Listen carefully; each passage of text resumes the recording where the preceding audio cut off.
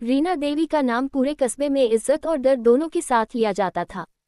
वह औरत नहीं थी, एक चलती फिरती अदालत थी, जिसकी नज़रों में जो दोषी ठहर जाए उसके लिए सफाई का कोई दरवाज़ा नहीं खुलता था। उसके पति के गुजर जाने के बाद पूरा घर, जमीन, कारोबार और रिश्ते सब कुछ उसके दिमाग के हिसाब से चलता था। सागर उसकी इकलौती संतान था, वही उसकी ताकत भी और कमजोरी भी।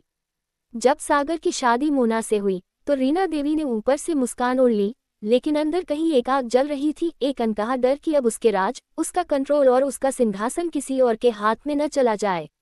मोना शहर से आई हुई पढ़ी लिखी, शांत लेकिन तेज नजरों वाली लड़की थी। उसने कभी ऊंची आवाज में बात नहीं की, लेकिन उसकी चुप्पी में भी आत्मसम्मान था। शादी के शुरुआती दिनों में वह रीना देवी को मां की तरह सम्मान देती रही। सुबह उनके पैर छूना, हर काम पूछकर करना, उनकी पसंद नापसंद का ख्याल रखना, सब कुछ। लेकिन रीना देवी की आंखें उन छोटी छोटी बातों में अच्छाई नहीं, खतरा खोजती थीं। उन्हें लगता था कि मोना जितनी शांत है उतनी ही गहरी चालाक भी होगी। सागर अपनी माँ और पत्नी के बीच पुल बनना चाहता था, लेकिन उसे अंदाजा नहीं था कि जिस जमीन पर वह खड़ा है वही जमीन धीरे धीरे उसके पैरों के नीचे से खिसकाई जा रही है। रीना देवी ने बहुत धीरे, बहुत सोच समझकर अपना खेल शुरू किया। पहले उसने सागर के कान में छोटी छोटी बातें डालनी शुरू की। मोना ज्यादा मोबाइल पर रहती है, आजकल की लड़कियां घर से ज्यादा बाहर की सोचती हैं, तेरे कामकाज में वो ज्यादा दिलचस्पी ले रही है। सागर हंसकर टाल देता, लेकिन बीज बोया जा चुका था। मोना को सबसे पहले महसूस हुआ कि घर का माहौल बदल रहा है। बात बात पर टोका जाना, बिना वजह ताने, और फिर अचानक एक दिन रीना देवी का रो पड़ना, मैंने अपने बेटे के लिए क्या नहीं किया और आज उसी घर में मेरी कोई कद्र नहीं। मोना सन रह गई, उसने कुछ कहा भी नहीं था, फिर भी वह अपराधी बना दी गई। सागर उलझन में पड़ गया। उसे लगा शायद मोना से अनजाने में कोई गलती हो गई हो। रीना देवी ने अगला दांव और भी गहरा खेला। उन्होंने घर के नौकरों और पड़ोसियों के सामने ये दिखाना शुरू कर दिया कि मोना उनसे ऊंची आवाज में बात करती है, उनकी दवाइयों का ध्यान नहीं रखती और खर्चे में मनमानी करती है। मोना जब सफाई देती तो वही उसकी सबसे बड़ी गलती बन जाती। हर सफाई को बहस कहा जाने लगा। एक दिन रीना देवी ने घर की अलमारी से अपने जेवर निकालकर छिपा दिए और पूरे घर में हंगामा मचा दिया। आंसू बहाते हुए सागर से कहा कि जेवर गायब हैं। शक की सुई बिना नाम लिए मोना की ओर मोड़ दी गई। मोना का दिल कांप उठा। उसने अपने आप को पहली बार इस घर में पराया महसूस किया।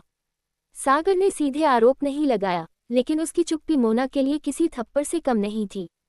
मोना टूट रही थी, लेकिन उसने हार नहीं मानी। उसने चुपचाप घर के हर कोने को समझना शुरू किया, हर नज़र, हर शब्द को पढ़ना शुरू किया। उसे एहसास हुआ कि यह लड़ाई भावनाओं की नहीं, दिमाग की है। रीना देवी ने उसके लिए एक ऐसा जाल बिछाया था जिसमें वह जितना हाथ पैर मारती उतना फंसती जाती। फिर आया सबसे बड़ा मोड़। रीना देवी अचानक बीमार पड़ गईं। डॉक्टर, दवाइयाँ, भागदौड़, सब कुछ मोना ने संभाला।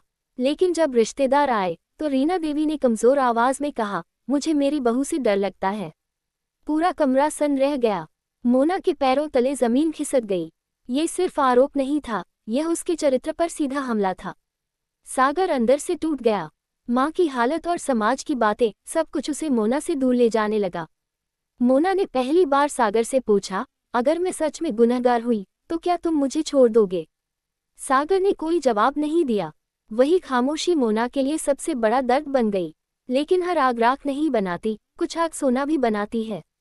मोना ने तय कर लिया कि अब वह सिर्फ सहन नहीं करेगी। उसने सबूत इकट्ठा करने शुरू किए, सीसीटीवी फुटेज, घर के कागजात, नौकरों की बातें। धीरे धीरे सच उसके सामने आने लगा। जेवर उसी कमरे में छिपाए गए थे जहां रीना देवी के सिवा कोई नहीं जाता था। अंतिम टकराव उस दिन हुआ जब पूरे परिवार और रिश्तेदारों के सामने मोना ने सबूत रखे।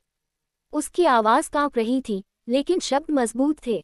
उसने किसी पर आरोप नहीं लगाया, बस सच सामने रखा। रीना देवी पहली बार चुप थीं। उनका बनाया हुआ जाल उन्हीं को जकड़ चुका था। सागर की आंखों में आंसू थे। उसे एहसास हुआ कि जिस माँ को वह देवी समझता था वह भी इंसान है, गलतियों और डर से भरी हुई। मोना उस दिन जीतकर भी नहीं मुस्कुराई, क्योंकि यह जीत रिश्तों की हार के साथ आई थी।